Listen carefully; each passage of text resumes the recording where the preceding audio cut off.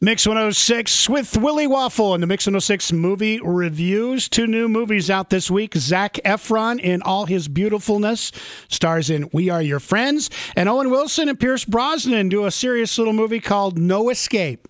Look out, Owen Wilson is on the run, and he has dropped all of his Owen Wilsonness to actually act in a movie. I know, this Have we ever seen him other than Marley and Me being in something serious?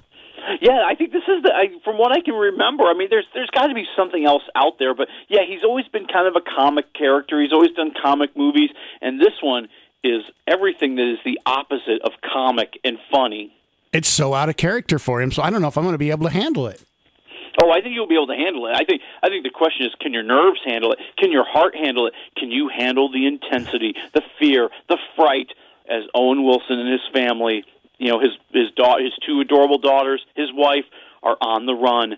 See, they went to a Southeast Asian country where Owen Wilson got a job delivering clean drinking water to the poor villagers, except the villagers have decided to riot. They've started a revolution, and they're going after all the foreigners first, with Owen Wilson #1 on the list. Now, this looks like it could be a true story. Is it based on a true story?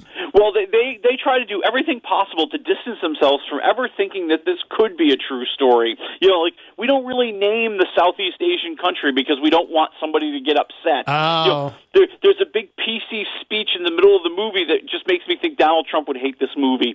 You know, and it's just, if the director just like kind of forgot about all that, just forget about, you know, trying to create moments, forget about, somebody might be offended, just be true to the story, be true to the intensity, be true to the emotions that the audience will naturally feel, this would have been an amazing movie. Instead, it's a good movie, it's a solid movie. Just, you know, I feel like the director interrupts the rawness of the film. You know, we could have a movie where you're almost like, you know, a fly on the wall, you're on the roof with Owen Wilson, you're running with him, you know, almost like a documentary kind of feel. But instead, we have big moments. Oh, we're going to play the sad music to let you know you're supposed to be sad. Don't worry, buddy. We already figured it out. You know, we're gonna, you know, we're gonna have the big PC speech, you know, because we don't want you to be offended.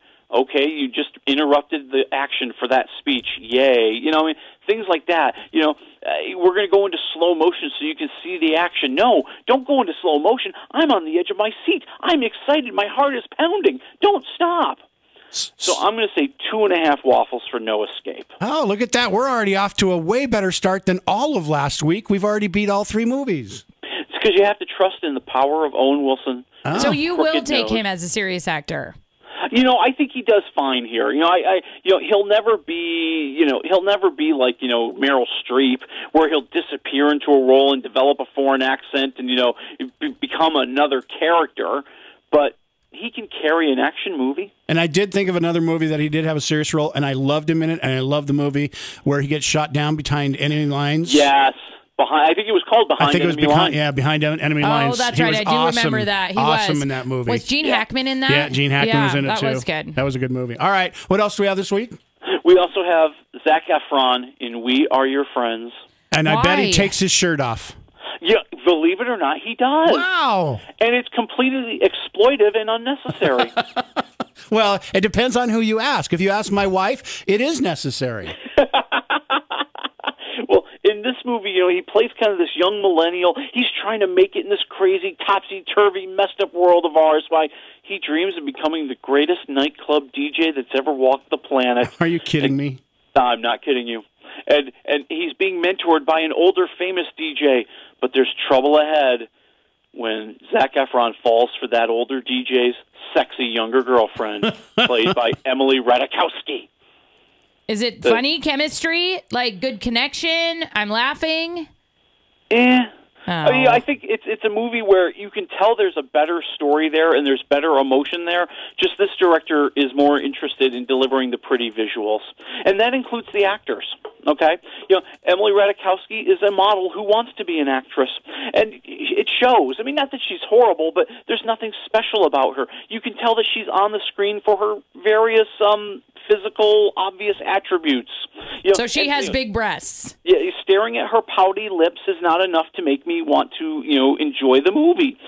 Zac Efron, I think, is actually a talented young actor. I've seen him in other things. Like if you ever get a chance to see a movie called Me and Orson Welles, he's fabulous in that movie. And I think that, here the script holds him back. It's kind of a cliche. It misses its moments to really go deeper. So I'll go 1.5 waffles. Poor Zach. The last movie he had was like that awkward moment, and that was horrible.